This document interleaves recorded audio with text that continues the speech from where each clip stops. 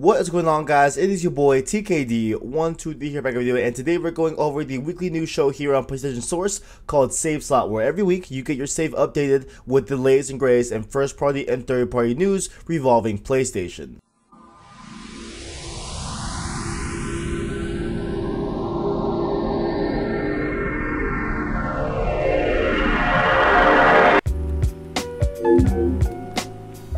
Now, first up here, we have a pretty historic thing that happened over the weekend, and that is that Fortnite hosted their first Marshmellow, well, not first Marshmellow, but like their first concert they've ever done in Fortnite Battle Royale. And so it was with Marshmellow, a hit, EDM artist, very prominent person in that scene, and 10 million people came. It was like a 10-minute concert, so like it wasn't even that long, but it was just crazy to like see this unfold and crazy to see this happen. I was streaming while this happened, so unfortunately I wasn't playing Fortnite. I was playing Anthem. I should have been playing this, honestly, because this looked insane.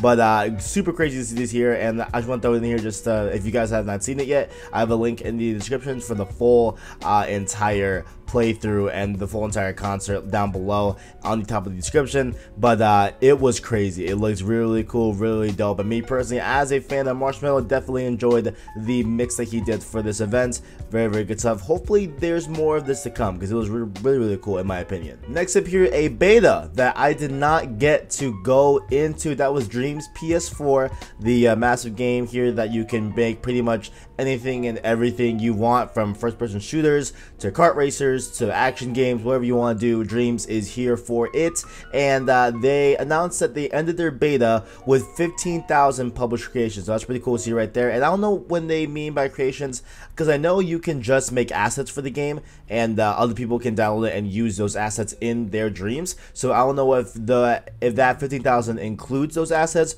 or it's 15,000 published like Dreams that people made like full-on levels. Who knows what they mean, but hey, that is a great number to say nonetheless. And then also they announced here that Media Molecule has something to tease us with at the end of the month. So they have an update on Dreams later this month, and so this could be a release date. I hope it is. I hope it's some sort of release date, maybe another cycle of a beta, but I'm really out here hoping that it is indeed another well, not another, but a definite launch day for this game, because this game needs it. It needs to come out. A lot of people were very impressed by the beta, and I feel like also the public that were kind of iffy or not sold on Dreams are now sold on Dreams. So definitely am interested to see where and what this update is. Now, of course, update you all here on the channel when that comes out. Now, next up here, I don't know if you guys are aware, but there was a little game that came out this week called Apex Legends. Indeed, it was the Titanfall Battle Royale game by Respawn Entertainment under EA, and a lot of people are loving this game. It's a great game and everything. However, there was a little bit of apprehension when it came out that Respawn Entertainment is not working on Titanfall 3, and this was one of the devs, the lead producer in Respawn. They were saying, quote, "The world thinks we're making Titanfall 3, and we're not. This is what we're making. We're doing a free-to-play game with essentially loot boxes after we bought by EA, and it's not Titanfall 3. It's the perfect recipe for a marketing plan to go awry. So let's just ship the game and let the players play." And that has really been their philosophy going into this game and really its release. And I definitely agree with this. I definitely think that this was a great move and a great release, and we're going to talk more about how successful this release was later on in this video. But it is great to see Apex really do its thing, and it is sad for me just because I heard a ton of good things about the Titanfall 2 single player. I have yet to play that, and I will play it this year, folks. I swear on my life, I will play it this year. I know I need to. I need to play the Horizon DLC too. There's a ton of games that I have not played yet, but I need to play the Titanfall 2 single player because I've heard incredible things about it. And I guess my own sadness, I guess, is that to have a Titanfall 2 single player that was amazing, and the potentiality to not ever get that in the future. However, the story is not really that cut and dry, because then they went back on the record here, and this was Vince Zampella saying these statements during, I believe, a financial call with EA, and they said that there is going to be some more Titanfall later this year,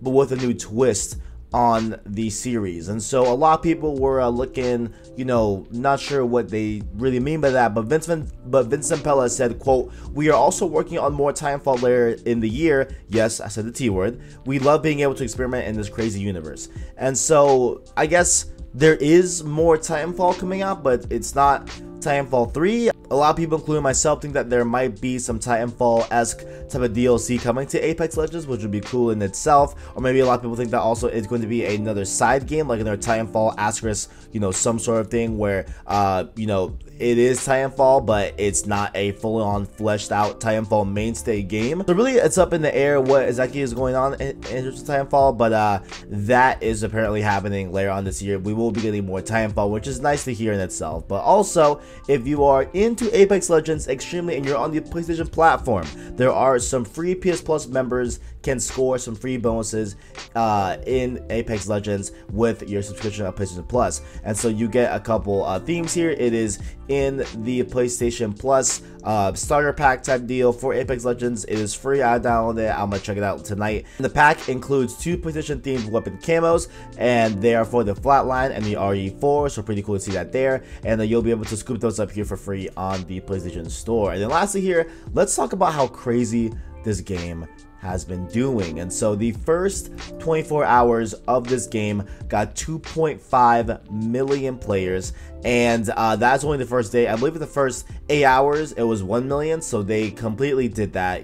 Crazy amount of people playing. And what's even more crazy was that I was just gonna leave those 2 stats up and call it a section in save slot, but no, we got a last minute update last night by Vincent Pella. But this week here, he says that 10 million people have played in 72 hours. That is an insane number, and that's only going to go up when we go into the weekend. You know, when people are off their 9 to 5 and have a little more time to play this game and really get into this game.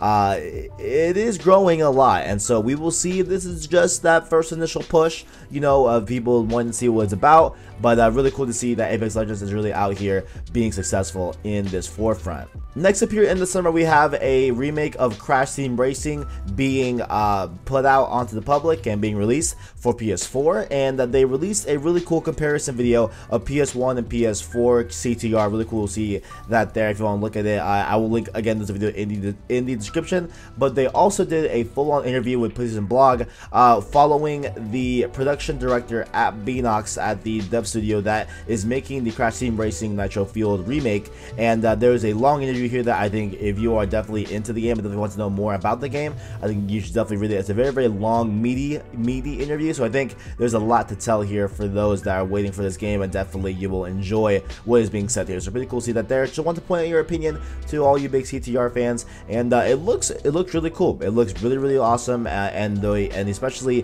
the video that is showing the PS4 version and the PS1 version back to back.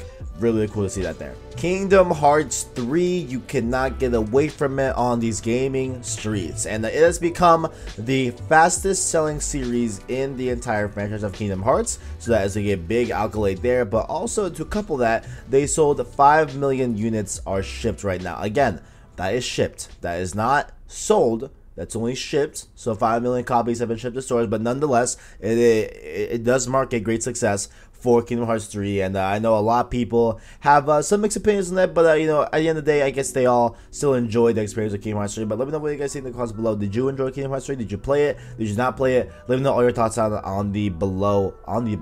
the comments below about Kingdom Hearts 3 and your playthrough of it. Did you enjoy it? Did you like it? Did you hate it? All that good stuff, let me know. And also talking about sell units as well, we had Take-Two also do their earnings call in the same fashion as EA this week, and they announced here that Red Dead Redemption 2 has shipped a crazy 23 million copies of the game. So obviously it is doing insane numbers. It is crazy, and of course it is Red Dead, so obviously it was going to do that. But just seeing how big this game was, and Red Dead is an amazing game. Red Dead 2 is great. If you haven't played it, definitely play it. It's a must play in my opinion. Definitely should play that game. But definitely both Kingdom Hearts 3 and Red Dead 2, congratulations to you both on your accolades in terms of sell-through numbers, because this one also is shipped too. Red Dead Redemption 2 is also shipped numbers, not sold, but still, nonetheless, it is a great accolade to have.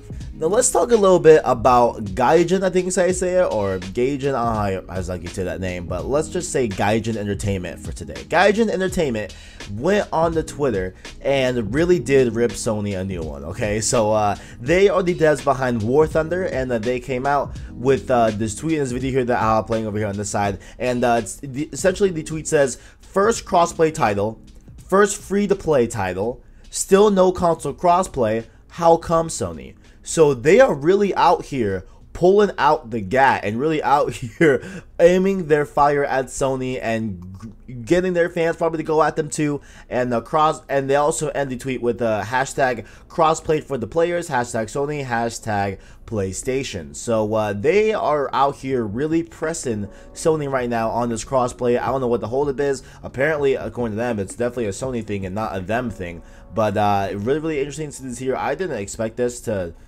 be a thing. I didn't expect this to happen necessarily, you know, and I know crossplay is a big issue. I know it's a big thing, but it is crazy to see we have the dev really going at it this hard against Sony. So really cool, not really cool, but just like interesting to see how this all unfolds, and maybe they will get crossplay out of this. We'll see. I don't know, but hopefully War Thunder devs get what they want in the end of this whole thing.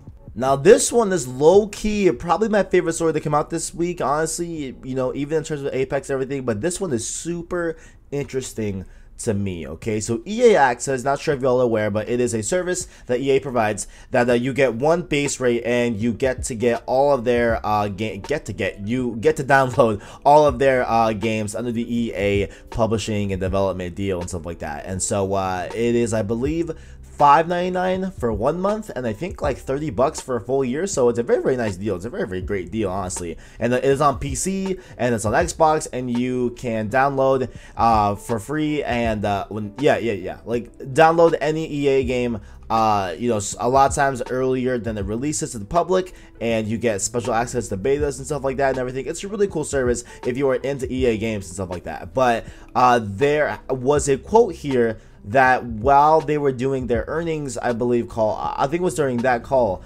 they said that the service is, quote, going to another major platform later this year. And so they didn't specify anything beyond what that major platform is. But I mean, if we look at this, right, they're already on PC, they're already on Xbox, they, I believe, couldn't be talking about Switch, because I really don't know if, you know, EA Access can even work on Switch necessarily, because obviously the state of how their games are, like, I don't think Anthem or Battlefield 5 can even run on the Switch. Honestly, I really doubt that. So the only corporate here that is, I mean, unless they're talking about like a Roku device or like a Roku TV, I think they are out here talking about PlayStation. So like, that's the big rumor here, is that EA Access could potentially be going to PlayStation consoles in the future, and specifically PS4, I'm assuming. So if this happens, that is going to be insane, because dude, I would get this in a heartbeat, honestly, because like, you know, there's a lot of EA games that, you know, Anthem primarily is a really big one.